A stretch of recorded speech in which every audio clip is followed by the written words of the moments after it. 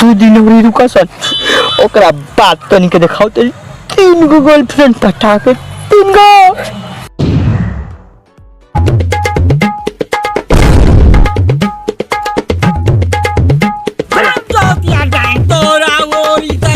माटी जा बुझा साड़ी दे दे पे जुड़ाऊ दूध भात खा बाबा स्वाहा ए बाबा स्वाहा बाबा स्वाहा 10 दिन हो गए स्वाहा एको गर्लफ्रेंड ना पटली यार फुट गई दीपावली के एगो मेराइल बम बाचा रहला नु उहे डाल के चेक करत नहीं। बाबा हमरा काम का भइला गर्लफ्रेंड कुछ ना होली सा गर्लफ्रेंड ई सब बाबा के भभूति के कमाल बा।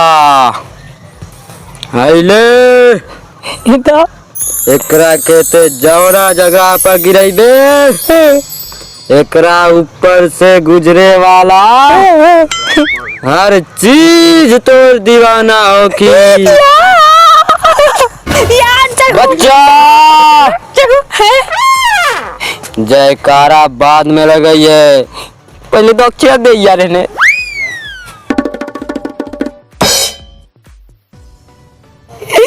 ये पास गुजरे वाला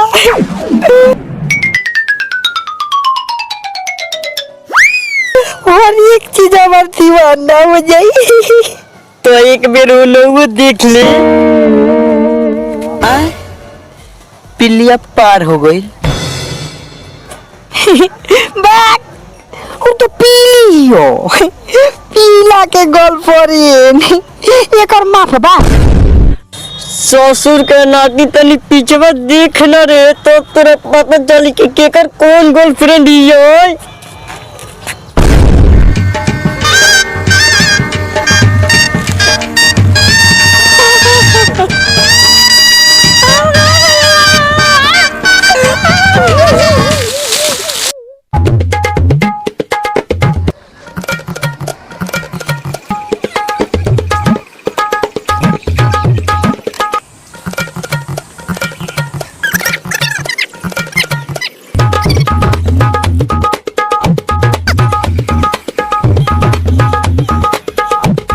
बाबा राउर भक्त तो हकासल पियासल दौड़ रौड़ लगे आवता ये सब हमरा भभूति के कमाला।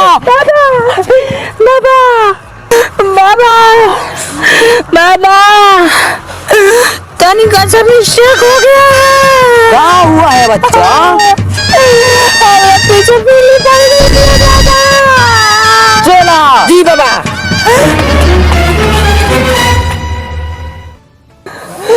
बच्चा बाबा ते हमरा भभूति के गलत जगह पर इस्तेमाल कर लिया।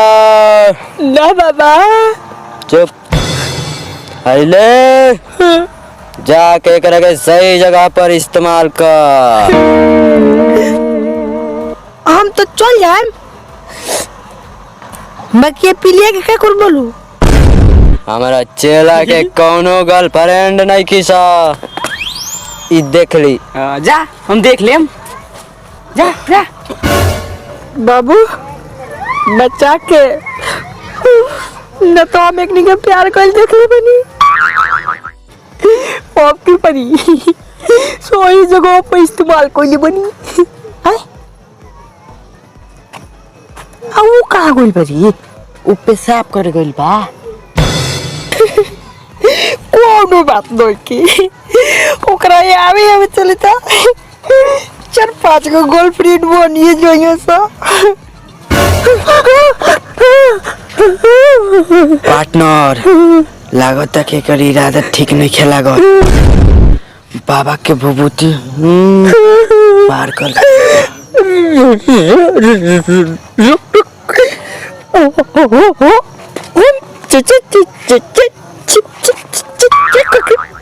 अबे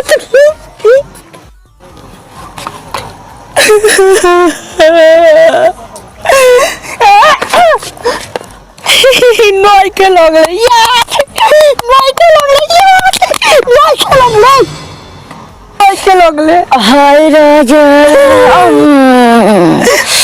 बुझी मारला से कोनो फायदा नहीं खे। काहे से कि पंडू पहला ही खूंटा से उड़ गइल बा।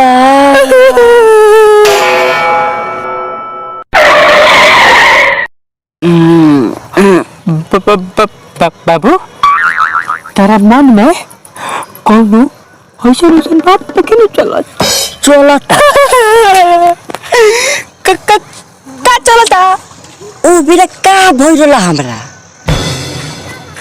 तोरा लागत हो नु कि तोरा मुड़िया पर हम मरले बानी, बाकी हम ना मरनी है।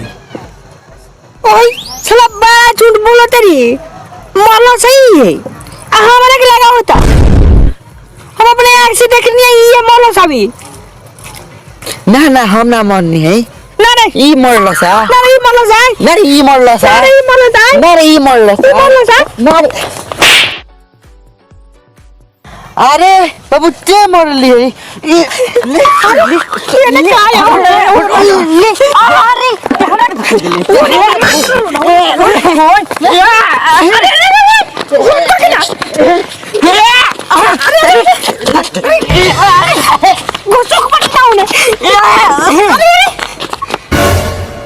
अरे ते हमरा के मार ले। रुक जा अभी तोरा बताओ ताली। करे हम तोरा के बचनी आते हमरे के फंसा दिलिए। बहुत तेज बना तेरी। नीरज ओ जब बात के देखा। ना भाई ना ना ना